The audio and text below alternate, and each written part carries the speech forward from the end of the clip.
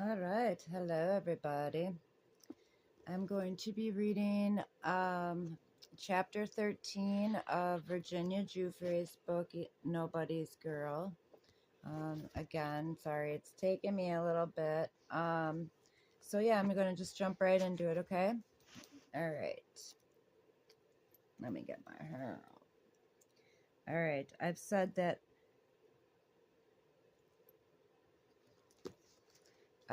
that Epstein seemed to be placing more trust in me. Now he began requiring me to travel more with him alone, without Maxwell or anyone else. On one trip in February 2001, we went to Zorro Ranch, which is in New Mexico, where we saddled up two horses and rode together for hours. I was still his sexual servant, but this trip in particular had a familial feeling. I think it was here that Epstein tried to teach me how to drive in a car that had a manual transmission. I said tried because my stop and go grinding of the clutch scared him to death. He couldn't wait to get out of the vehicle. From New Mexico, we flew to Carmel by the Sea, California, where Epstein had meetings. At a seaside hotel, we checked into an adjoining rooms, as we almost always did. I didn't know it then, but I figured it out since. Epstein was in town for the so-called billionaires dinner hosted by John Brockman to coincide with the annual TED conference in Monterey. Brockman, whom Slate once called the literary superagent who seems to represent every scientist who's ever written a best-selling book, had become something of a fixer for Epstein, connecting him with scientists who were doing research that Epstein was interested in.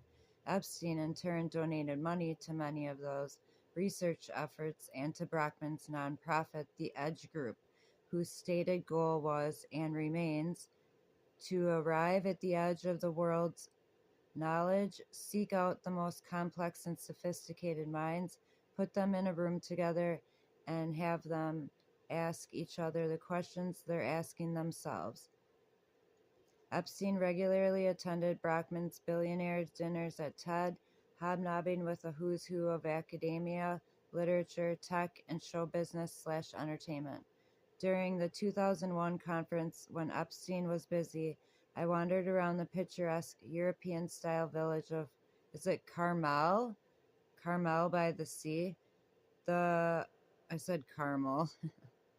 The main street was like something out of a fairy tale, with curved roof cottages and asymmetrical stone chimneys. As I meandered through the shops, I met a beautiful blonde girl with a southern accent who I guessed was in her late teens. She told me she was on a road trip with her best friend, who is sleeping off a hangover. We smoked a joint together as I weighed whether to ask her to meet Epstein.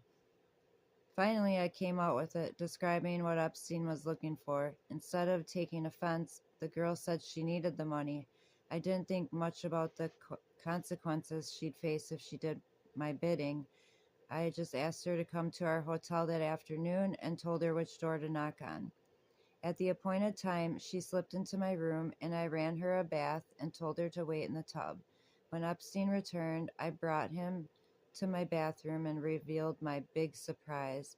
When he saw the girl, he looked at me with such gratitude that I knew I had done well, and that was more important to me at that point than any stranger's feelings. While I knew what I was doing was wrong, I focused only on meeting Epstein's needs. For the rest of her life, that girl would have a horrific night to remember, and I'm responsible for that. The next day, Epstein and I continued on to Los Angeles. On this leg of the trip, the cartoonist, animator, and Simpsons creator Matthew Groening hitched a ride with us on Epstein's jet. Asterisk. Thanks to flight logs that have been made public in various court proceedings, we know the exact date of the flight that Matt Groening, is it Groening or Groening? Groening was on February 23rd of 2001. I'm not sure how the two had met, although Groening too attended Brockman's dinners at times. I just recall that Epstein required me to massage Groening's feet, which were calloused and sweaty, I bet, and in terrible shape. I would not doubt it. That guy is so gross.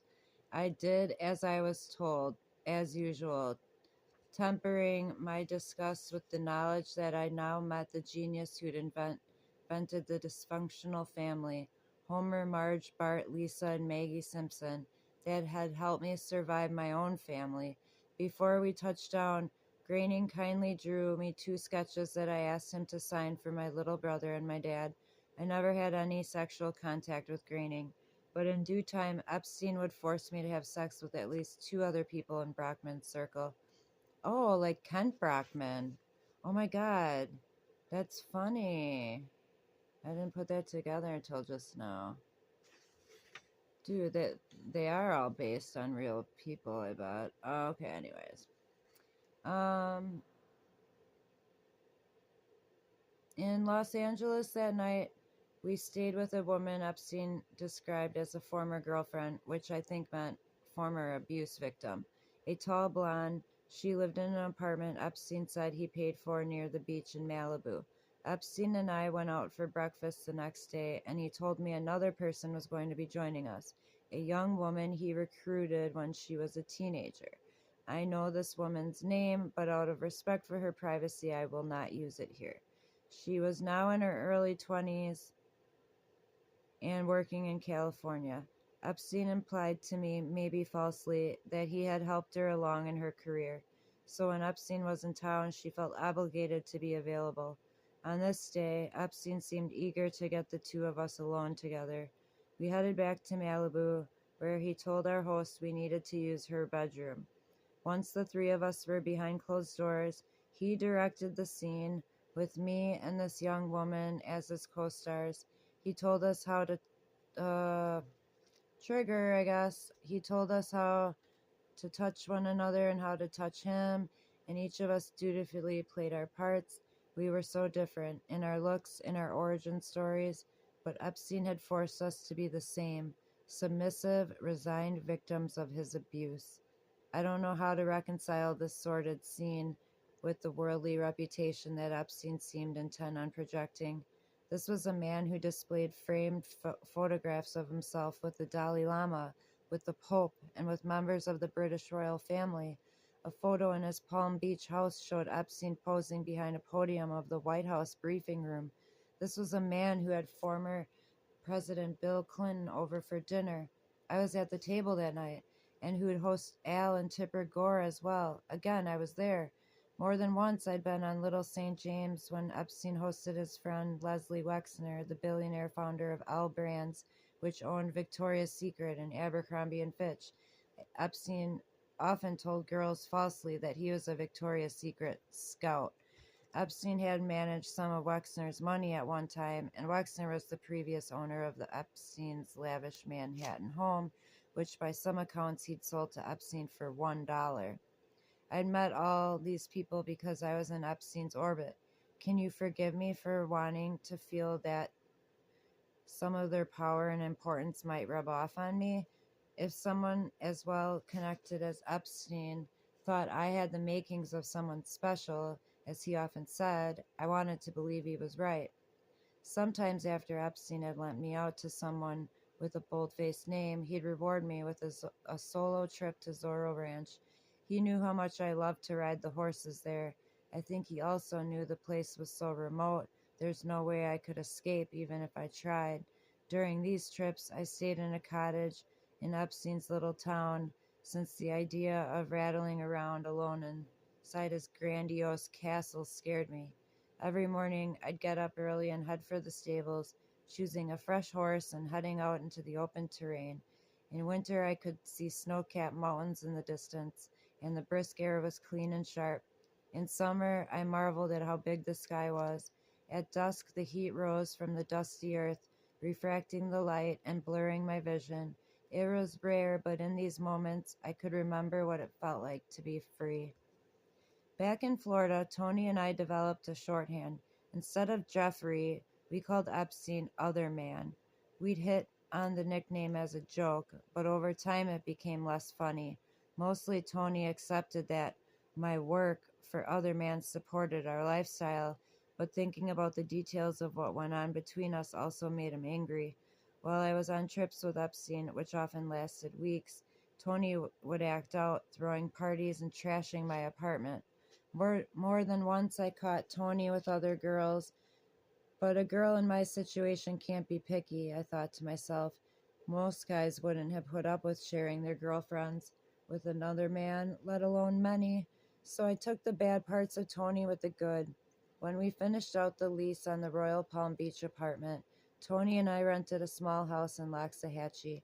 After sexually servicing men who were 3 and 4 times older than me, it was nice to have someone my age to come home to, someone who knew my name.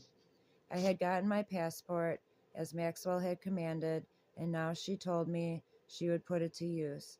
In March of 2001, Epstein, Maxwell, Emmy, Taylor, and I boarded Epstein's biggest plane, a Boeing 727 that he later liked to call the Lolita Express, at the Palm Beach International Airport. The interior of this plane, whose tail number was N98JE, incorporated Epstein's initials, had retrofitted and bore almost no resemblance to that of a commercial jet. The seating for up to 29 passengers included velvet upholstered couches and lounge chairs in various earth tones, all arranged in roomy common spaces. Several private cabins, meanwhile, were equipped with queen-size beds. "Paris, here we come! Paris, here we come! Paris, here we come!" Maxwell exclaimed merrily once we were all on board. Epstein owned an 8,000 square foot apartment on Avenue Foch, near the Arc de Triomphe, in the 16th arrondissement, but it was being renovated, so we stayed in a hotel overlooking the Champs-Élysées. For 3 days, we saw the sights, visited the Eiffel Tower, and wandered the narrow streets of the Marais. I was beginning to become interested in art history, particularly paintings, and one day Epstein, Maxwell, and I spent hours touring the galleries at the Louvre. Anyone who overheard Epstein lecturing me on the provenance of the tapestries, or who saw how Maxwell hovered close like a mother hen, surely assumed I was their daughter. On March 8th, the four of us got back on the jet, but this time we had guests with us: famed interior designer Alberto Pinto, his sister Linda, and the noted Mexican architect Ricardo Legorreta. Epstein had retained Pinto and Legorreta to remodel his Zorro Ranch, and we were all headed to Granada, Spain, to tour the Alhambra, one of the best preserved palaces of the historic Islamic world. For a few hours, we wandered the palace's patios, gardens, and galleries as the designers gathered inspiration for Epstein's project. Then we flew to Morocco and checked into a hotel overlooking the Strait of Gibraltar and the Bay of Tangier, the Almanza. The place was rated 5 stars with bold Spanish Moorish decor, but when I entered my room, I found that a monkey had crawled through an open window and relieved itself on my bed. Maxwell called housekeeping, and my linens were promptly changed. Still, Maxwell couldn't resist turning the whole incident into a joke. "Maybe you should leave the window ajar tonight," she teased. "That might be the way to find you a husband before you get any older."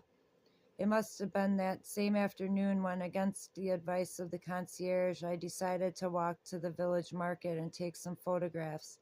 I was in Africa, after all, for the first and perhaps last time in my life. It would be a shame if all I saw was the inside of a hotel. As I set out, I'll admit I was taken aback by how many beggars lined the streets. I soon found myself surrounded by children, many of them tugging on my sleeve or jacket with their palms outstretched. Some were painfully thin, and I could see hunger in their eyes. I turned a corner, and a crowd around me dispersed, but for 2 young boys just ahead of me. They looked like brothers, and as I watched them kicking a tin can back and forth in the street, I was struck by their joyfulness. They were just as skinny as the other kids I had noticed, and their clothes were dirty. But when I caught up with them, they spoke to me in English, and their enthusiasm and curiosity won me over. I asked them why they weren't in school, and they said their family was too poor to send them. Maybe it was my own regret about quitting school before graduating, but the way they talked made me sad. The boys seemed to accept that kicking a can in a dusty street was all they could hope for.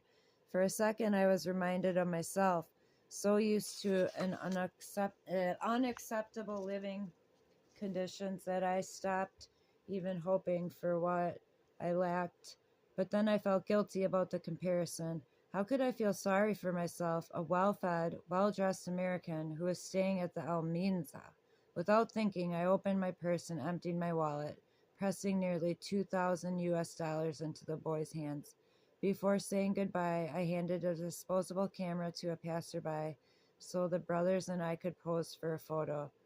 I'd keep that photo for years until one of my lawyers asked for and then lost it. When I got back to the hotel, I don't know, whatever. Okay, I won't say anything. Before saying goodbye, when I got back to the hotel, Epstein made fun of me for giving so much money away, but it felt good to try to help someone whose circumstances seemed bleaker than mine. A day later, the architects and designers peeled off, and our original foursome flew from Tangier to London. We arrived late in the afternoon, and Taylor headed off to visit her family.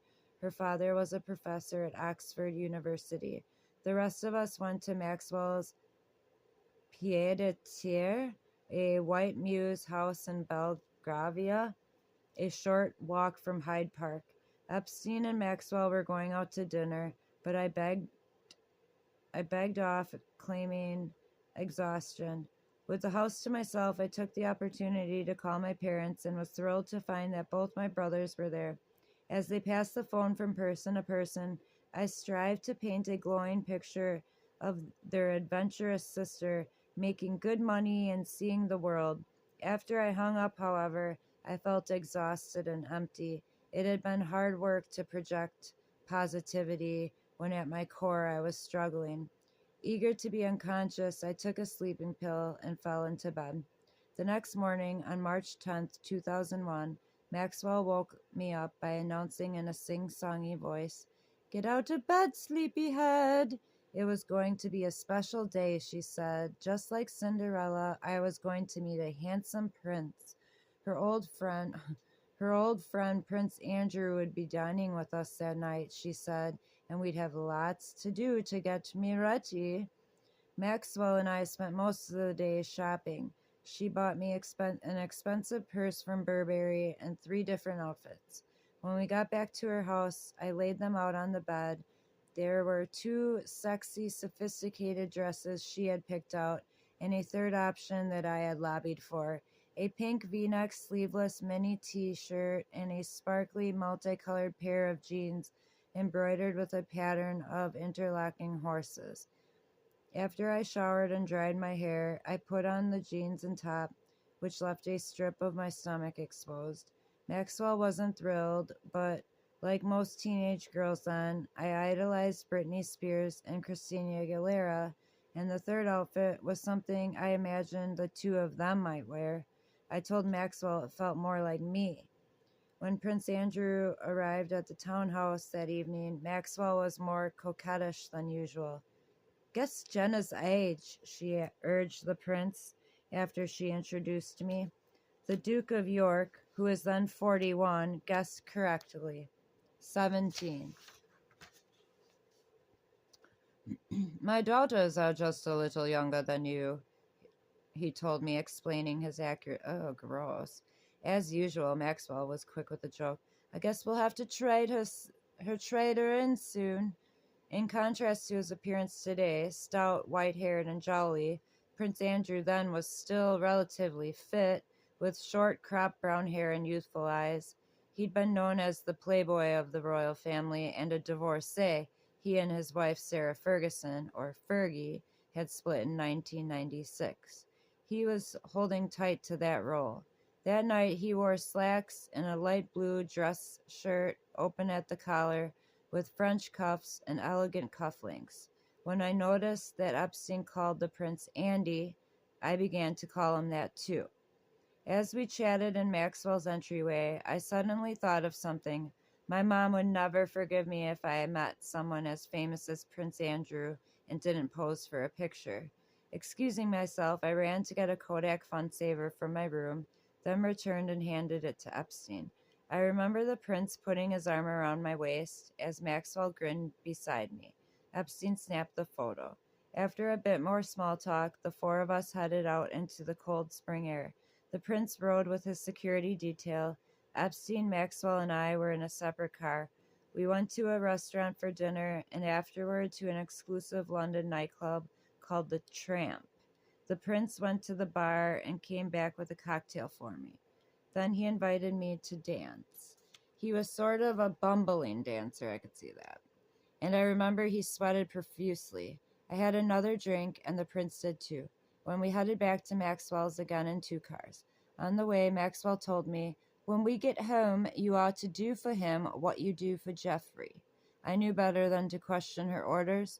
That empty feeling descended upon me again. More and more, it felt like my default state. Back at the house, Maxwell and Epstein said goodnight and headed upstairs, signaling it was time that I take care of the prince. In the years since, I've thought a lot about how he behaved. He was friendly enough, but still entitled, as if he believed having sex with me was his birthright. I took him first to a bathroom where I drew him a hot bath. We disrobed and got in the tub, but we didn't stay there long because the prince was eager to get to the bed. He was particularly attentive to my feet, caressing my toes and licking my arch. Is it arches or arcs? What arches? That was a first for me and it tickled. I was nervous he would want me to do the same to him, but I needn't have worried. He seemed to rush to have intercourse. Afterward, he said thank you in his clipped British accent. In my memory, the whole thing lasted less than a half an hour. The next morning, it was clear that Maxwell had conferred with her royal chum because she told me, "You did well. The prince had fun." I nodded appreciatively, as I always did, but in truth, I didn't feel great. Soon, Epstein would give me $15,000 for servicing the man the tabloids called Randy Andy. A lot of money. That's a lot of money back then. But while being pimped while being pimped out to strangers was something I thought I had to endure and had even become something I was used to, it was wearing me down. When I was sure I couldn't be overheard, I called Tony and told him what had happened. I hadn't wanted to have sex with the prince, I said, but I felt I had to. Our livelihoods depended on it, for one thing, but I also truly believed there was no way for me to free myself from Epstein and Maxwell's grip. While traveling, Maxwell had me hand over her pass or ho- hand While traveling, Maxwell had me hand over my passport. That night, Tony's voice sounded worried. He was scared that I was alone in a foreign country with people so powerful. He said he understood why I felt powerless. Less than 4 years earlier, Lady Diana had died in a car accident, prompting some conjecture, never proven, that the royal family had somehow been involved. Tony and I had no way of knowing if this was true, but we were sure that I was surrounded by people who wielded vastly more clout than I ever would. After a few more minutes of trying to soothe each other's paranoia, we said goodnight, but not before Tony and I agreed that, especially while I was abroad, I needed to keep Epstein and Maxwell happy. After we returned to Florida, I took my Fun Saver cameras to a 1 hour photo developer near my house in West Palm Beach. Thanks to the store's system of marking the back of each print, I can tell you exactly the date I first held the image of me, Prince Andrew, and Maxwell in my hands. March 13th, 2001. I showed the 4 by 6 inch photo to Tony. At the time, we both were just glad I had made it home in one piece. We had no idea what a commotion this photo would later cause. boy, did they have no idea. All right. Chapter 14 is Puppets on a String. And let's see how long that one is. Oh, this one actually has pictures involved in it. So I will have pictures to show you next chapter. Lots of I can't even talk. Lots of pictures. Lots of pictures. Puppet on a String is pretty long too. So it goes from 170 to 185. So 15 pages. So 30 basically. But oh, she's so beautiful. Oh, poor girl. Alright, sorry it took so long to get that out to you guys, but that was chapter 13, The Other Man. Chapter 14, Puppets on a String, will be coming up shortly. Until then, please be safe, take care of one another. If you see something, say something. Don't let them fearmonger you. Also, don't let them groom you. Yeah, I'm not one to really give any advice on that. I don't know what I'm trying. Anyways, I will talk to you guys soon. Peace. Love you.